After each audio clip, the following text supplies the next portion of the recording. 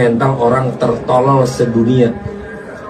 Catat nih, orang yang cuman mental bilang bubarin DPR, itulah orang tolol sedunia. Bubarin DPR ini kadang-kadang nih ya, masyarakat boleh kritik, boleh komplain, boleh caci maki, nggak apa-apa kita terima. Tapi ada adat istiadat yang mesti disampaikan. Apakah dengan membubarkan DPR emang meyakinkan masyarakat bisa menjalani proses pemerintahan sekarang ini? Belum tentu. Maka jangan menyampaikan hal-hal seenaknya, bubarin DPR. Jangan. Memang yang ngomong itu rata-rata orang yang nggak pernah jadi duduk di DPR. Kita boleh dikritik, mau bilangin anjing babi bangsat nggak apa-apa, mampus nggak apa-apa. Tapi ingat bahwa kita selaku wakil rakyat juga punya kerja-kerja, punya empati. Jangan merasa bahwa komplainan, silahkan kritik mau ngapain aja boleh, tapi jangan mencaci maki berlebihan. Itu kan karena merusak mental manusia. Yang begitu adalah mental orang tertolol sedunia.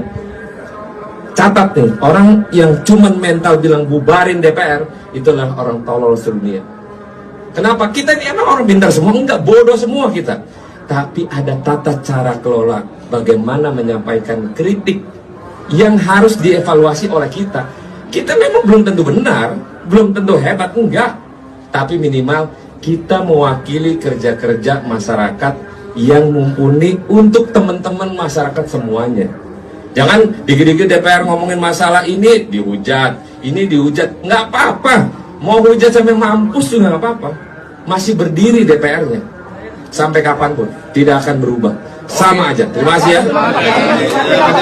Aku bener-bener murka banget ya lihat kearoganan dari karyawan kita di DPR, Ahmad Syaroni dari Partai Nasdem. Kenapa kita minta untuk bubarkan DPR? Satu, mereka udah gagal dalam menjalankan mandat dari masyarakat yang diberikan kepada mereka. Negara kita sedang defisit. Pemerintah mau mengeruk pajak sebesar-besarnya dari mulai pendapatan, PPN, dan lain sebagainya, sampai pajak PBB juga mau dinaikin secara luar biasa kan sama pemerintah. Udah dari situ, kita, Indonesia, menghabiskan APBN tahun 2025 sebanyak 9,96 triliun. Sebesar itu untuk DPR RI. Apa capaian mereka sama ini? Berapa banyak mereka berhasil meningkatkan kesejahteraan masyarakat? Berapa banyak mereka berhasil mengentaskan kemiskinan? Kalau udah bicara hasil, mereka semua loyo dan diam. Tapi kalau bicara dengan tunjangan, ngatain tolol pun berani mereka kepada masyarakatnya. Luar biasa ini ya, karyawan rakyat kita yang nggak tahu diri. Ahmad Syaroni, denger ya, aku adalah juara debat se-Asia Pasifik di Nanyang Technology University tahun 2014, waktu dulu aku jadi mahasiswa. Aku adalah mahasiswa 1 berprestasi GEM tahun 2014. Aku mewakili Indonesia dan masuk sampai quarter final di lomba debat dunia di Berlin tahun 2012. Jadi, saat kamu ngatain kita tolol, aku kasih kamu bukti ya. Kita lihat siapa yang sebenarnya bener-bener tolol di sini.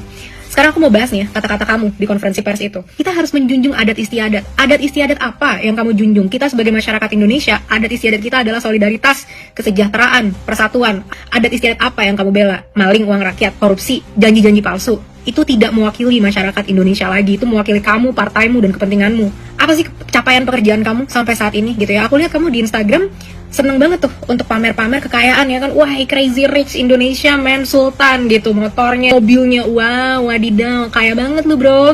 Kalau beneran kaya dan udah kaya, kenapa masih maruk mau mempertahankan tunjangan dari pajak hasil kerja rakyat Indonesia yang bekerja dengan sangat keras, sangat jujur, desak-desakan di transportasi, susah cari pekerjaan yang pengen kamu pajakin kemana-mana itu. Ngapain mau ngambil duit kita kalau memang kamu sudah crazy rich? Nah sekarang kita bahas nih kesombongan kamu, ya kan? Katanya orang tolol sedunia. Tahu diri ya, kalau berani ngatain bos kamu, setidaknya jangan dimakan duitnya. Udah setiap hari dimakan duitnya, di-enjoy tanggungannya, bisa gila hormat petantang-petenteng, ngatain tolol. Sekarang aku mau kamu mikir dua hal. Yang pertama, kita adu debat deh. Kita nggak usah saling ngatain tolol, kita adu debat aja gimana. Ini topiknya tentang tunjangan ya. Apakah tunjangan DPR itu berkontribusi terhadap kesejahteraan masyarakat atau enggak? Kalau kamu kalah, gagalkan tunjangan DPR. Kalau aku yang kalah, dengan legowo aku akan support kamu untuk dapat tunjangan itu. Gimana? Berani nggak? Ditonton tuh sama seluruh masyarakat kamu. Kedua, coba kalau bisa sekali-sekali baca sejarah, terutama tentang revolusi Prancis di abad ke-18. Nggak usah jauh-jauh ke Prancis deh, tahun 98 aja. Kamu udah ada kan tahun itu kan? Lihat tuh, diktator 32 tahun jatuh di tangan masyarakat. Karena apa? Gagal mensejahterakan petantang-petenteng lagi dia dan sekeluarga. Ahmad Syaroni, jawab ya tantangan debat dari aku. Kapan? Kasih tahu. Kita jalankan, kita laksanakan. Banyak juri-juri debat yang profesional. Jangan ambil dari teman-teman kamu lagi. Nggak punya empati mereka semua soalnya.